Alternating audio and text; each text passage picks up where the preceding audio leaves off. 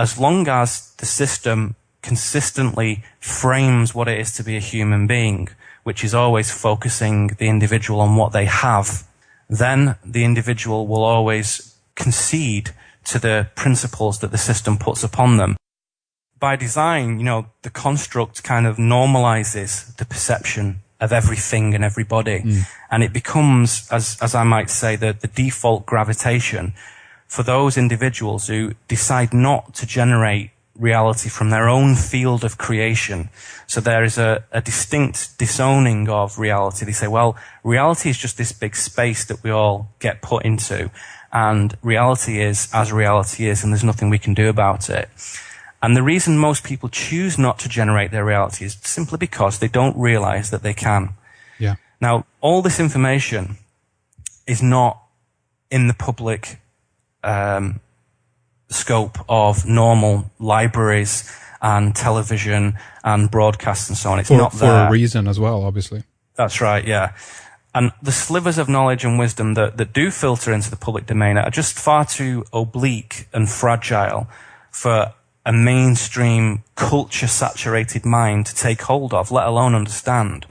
And that is the deceit. So I would say that the propagation of the construct into a consensus belief system is a sort of primary edict of the control system. It's not an elective thing.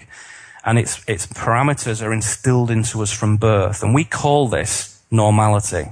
It's normal. This is normal. Taxation is normal. Erosion of civil liberties is normal.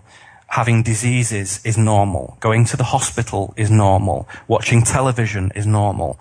And that is the trick of the control system. So we're trained in this completely homogeneous apparatus, its procedures, its policies, its conventions, and so on. And even for intelligent people who look beyond the surface of this, nevertheless we imbibe its science, its religion, its legalities, its restrictions. Everything is labelled, recorded, and filed. And this conditioning, this construct is echoed through all hubs, if you like, of the system.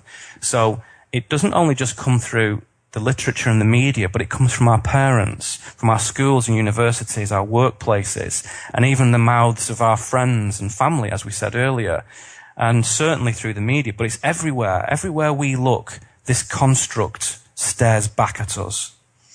And I would say that the danger is that a prolonged exposure to this has what we could summarize as a despiritualizing effect on the human psyche.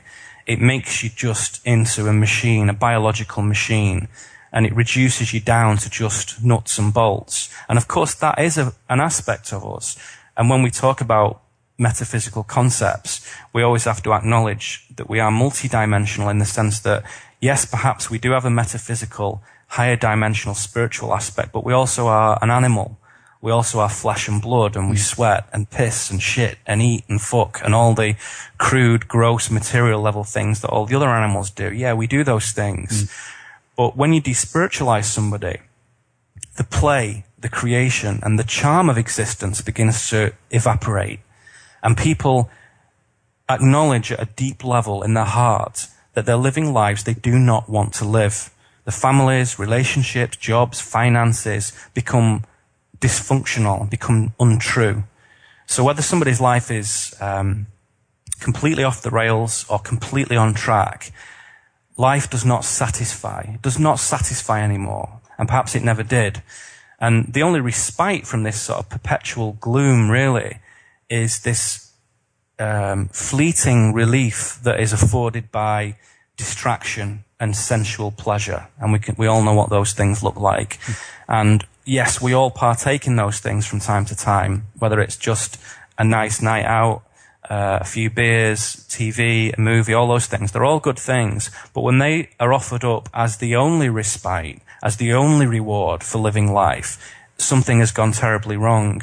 And so even the most cynical hedonist who leads a life of total debauchery knows deep in his or her heart that the sort of squalor of this sensual infusion is a very, very poor surrogate for what should be a very inspired exhilaration with life. what we need to do is recognize that the point of being here on this planet, the crucial point is to explore, is to discover, is to unfold, is to create. And anyone who doesn't see that has missed the point, I would say. And whatever your religious system is, whatever your philosophy, whatever your science is, surely those are the human principles that define us.